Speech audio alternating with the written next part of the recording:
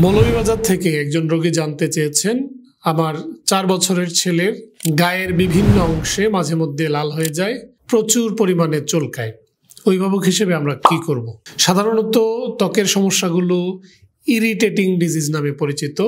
চুলকানোর কারণে কারো মৃত্যু হয়েছে, এটা খুবই রেয়ার। বাট এই রোগটা অস্বস্তিকর রোগের অংশ, যেটি আপনার বাচ্চাকে ঠিকমতো ঘুমাতে দিবে না, পড়াশোনায় মনোযোগী হতে দিবে না, আপনার সন্তানের পার্সোনালিটি ডেভেলপমেন্টে হ্যাম্পার করতে পারে।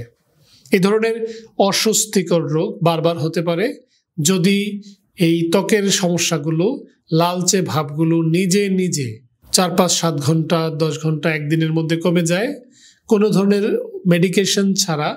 এটি সাধারণত ডার্মাটাইটিস, যেটি অ্যালার্জির কারণে হয়ে থাকে। এটি হতে পারে ইনডোর ডাস্টের কারণে, আউটডোর ডাস্টের কারণে, হতে পারে ফুড অ্যালার্জি বা অ্যালার্জিযুক্ত কোনো খাবারের কারণে।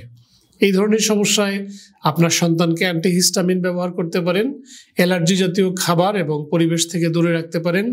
এরপরেও বারবার যদি আপনার সন্তানের অ্যালার্জিজনিত লক্ষণ দেখা যায়, কালক্ষেপণ না করে অ্যালার্জির লেভেল পরীক্ষা করে চিকিৎসকের পরামর্শ নিন। ডাক্তার শফিক, আজ এ পর্যন্ত। আল্লাহ হাফেজ।